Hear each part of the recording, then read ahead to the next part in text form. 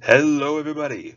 Rambling Collector back here with a new one for all of you. I know it's been a while since I posted, but I figured this one would be a new fun little review to do, since I finished the series not too long ago, and I figured, hey, why not talk about it?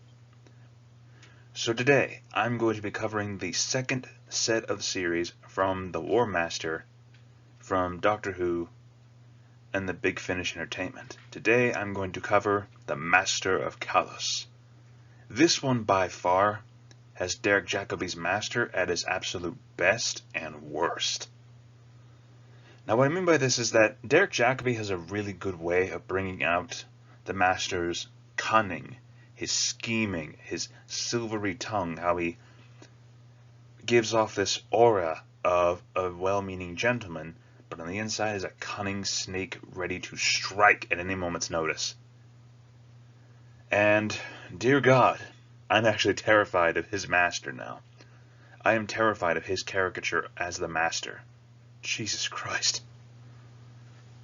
So, Master of Callous, unlike Only the Good, the first set in the War Master series, all takes place in one location. So instead of 4 separate stories, we have one continuous story split into 4 parts.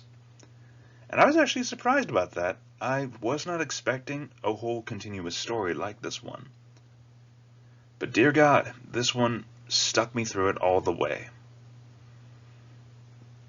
So first of all, the whole story about it is that Callous, the planet that this is taking place on, has this valuable mineral called silphin,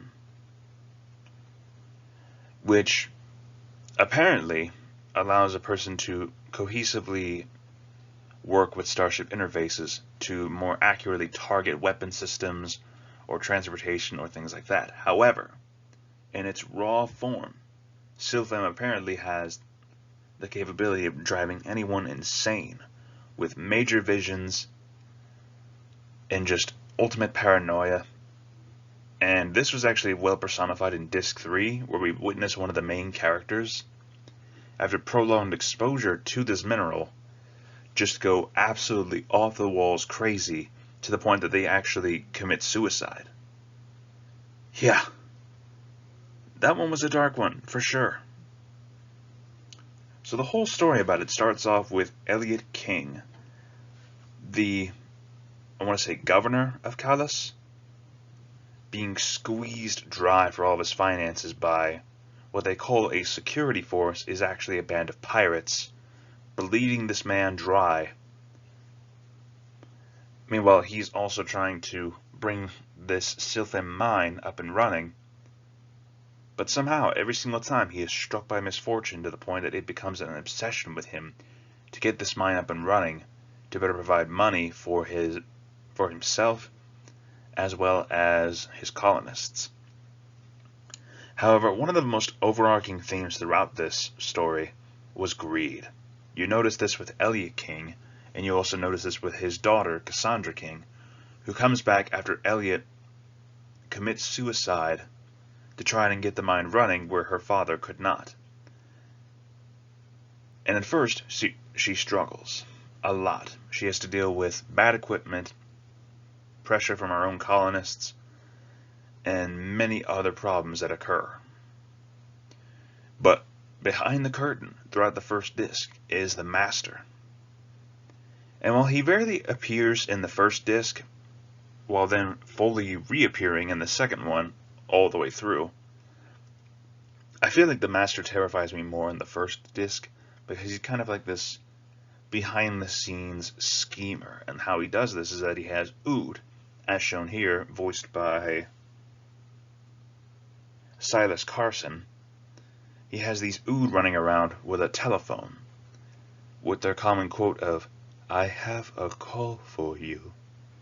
And what he does is that he calls certain people who he feels might be a threat, and he yanks out their nasty skeletons in their closets, fully exposing all of their secrets and just laying into them until there is nothing left but just all their regrets just haunting their memories.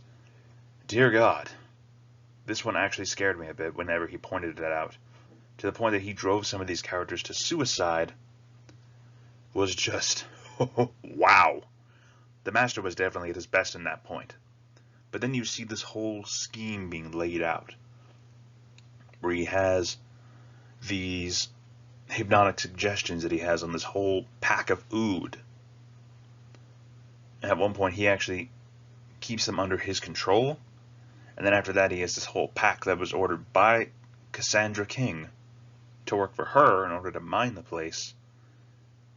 And you can tell that they have been brainwashed because they always have this time where the ood just break down and start saying, I am the blank, and you will obey me. And if you know this character, you know that the whole quote is, I am the master, and you will obey me. So just that subtle brainwashing building up to the climax of this was just mind-boggling in itself, because it was so complex, so well done, and meticulously planned. It's just like, damn, this dude planned for everything. And the whole entire time afterwards, in the end though, he winds up wiping out this entire colony on Callous. He ends up wiping it out and its opposition in order to gain this mineral for the Time War effort. And yeah, this one was definitely in its best with storytelling. The only complaint I have was the audio was a little wonky. For instance, you'd have moments where you'd have characters quietly talking, and then about 5 seconds later, even 15 seconds later, they are yelling and screaming and constantly turning it up just to listen to the quiet audio, and then immediately having to turn it down whenever these characters start screaming was annoying, to say the least. That was the only annoyance I had with it. Other than that, really fantastic story. And another positive I give this is the music. Throughout the first disc, we have this whole performance accompanied by this soft piano music that starts playing all throughout. So it gives you like this horror or kind of like thriller type of vibe to it. So it keeps you on the edge of your seat as you keep listening. And then as it keeps going, the music continues to build, and it's amazing how it grips you in and keeps you hooked. All in all, I definitely recommend Master of Callous if you can find it. I recommend looking it up on Big Finish's website, as I was lucky enough to buy a copy of this on Amazon, and there was only like 2 left in the store. I was just like, well, that's a stroke of luck right there.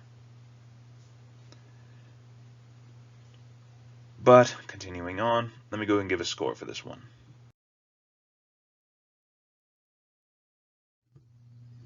So my overall score, in conclusion, for Master of Callous would be a solid 9.5 out of 10. Now, the only reason I didn't give it a 10 is, like I mentioned before, the audio issues were a bit of an annoyance. For instance, you'd have characters who would be screaming 1 second, and then they'd be talking quietly the next. That's my only grievance, though. All in all, Master of Callous is really well done for its amazing storytelling, great music, and really well done acting. I swear, Derek Jacobi knocks it out of the park in this set, along with all the other characters involved in this. Especially with the ood. Just the way they come off, one point being completely gentle and caring, to then just being full psychotic and all that stuff, was really well done. Definitely recommend this if you can get your hands on it, if you are a fan of Doctor Who, or just in the mood for like this thrilling story focusing on the themes of greed and everything else. Honestly, I'd recommend this one, and I'm looking forward to reviewing the next one. Thank you all for listening again. This is Rambling Collector, signing off.